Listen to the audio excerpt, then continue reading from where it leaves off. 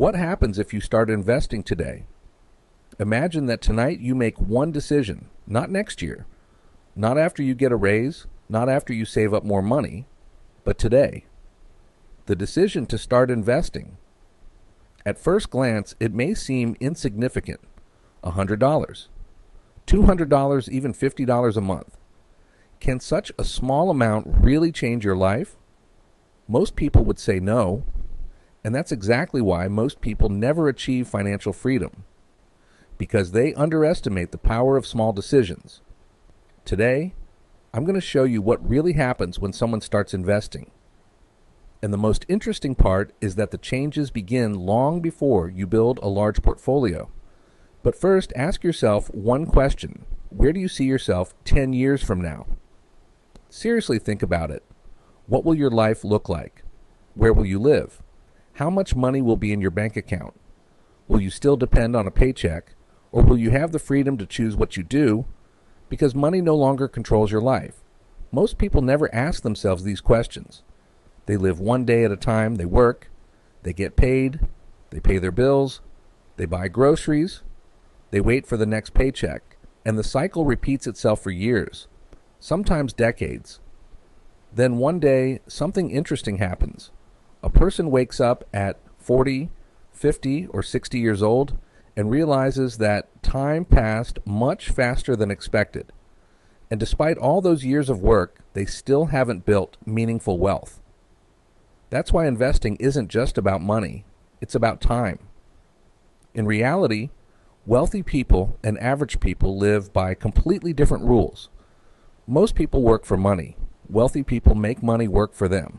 It sounds simple, but the consequences of that difference are enormous. Imagine two friends. Both start working at 25, both earn roughly the same income, both have similar opportunities, but one of them decides to invest $200 every month. The other says, now isn't the right time. I need to earn more first. I'll start later. 5 years go by. The difference is barely noticeable. 10 years pass. The gap starts to grow. 20 years later, they are living completely different lives. And it wasn't luck. It wasn't connections. It wasn't talent. It was one decision made many years ago. Most people think investing makes you wealthy because of high returns. But that's not the whole story. The real power of investing is the habit itself. Because the moment you start investing consistently, your mindset changes. You begin to see money differently. Every purchase goes through a new filter. You stop wanting things that constantly lose value. Instead, you start asking a different question. Will this purchase make me wealthier 5 years from now? If the answer is no, your perspective changes. That's why investing doesn't just transform your bank account. It transforms you. Now let's talk about one of the most underestimated forces in finance, compound growth. Many people have heard the term. Very few truly understand it. Imagine a small snowball rolling down a mountain. At first, it grows very slowly, almost imperceptibly. But as it continues rolling, it becomes larger and larger.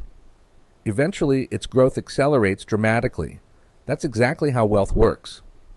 The early years seem boring. Your portfolio grows slowly.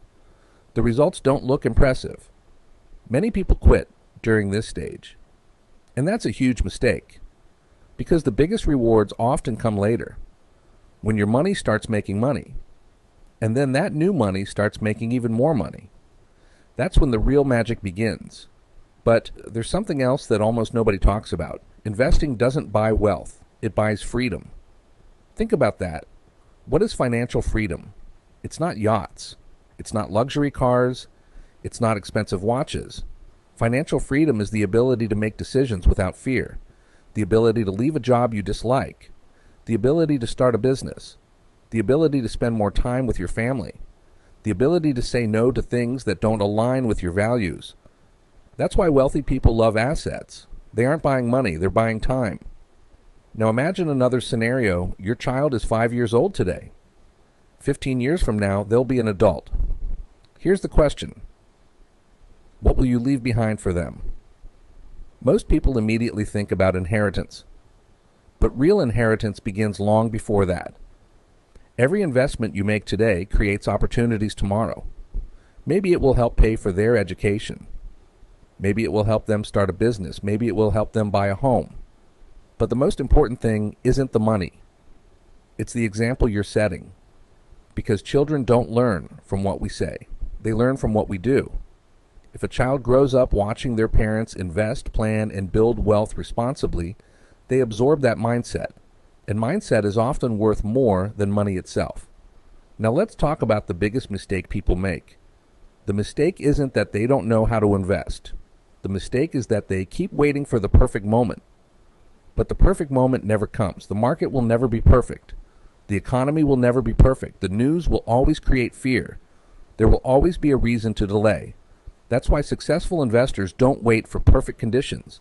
They simply begin, and they keep going, month after month, year after year, step by step.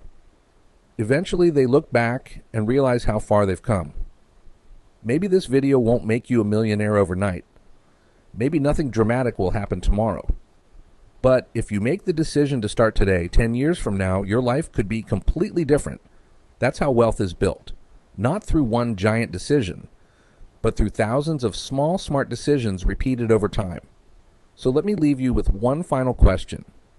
10 years from now, what decision will you be grateful for? The decision to delay once again, or the decision to begin today? Because time will pass either way.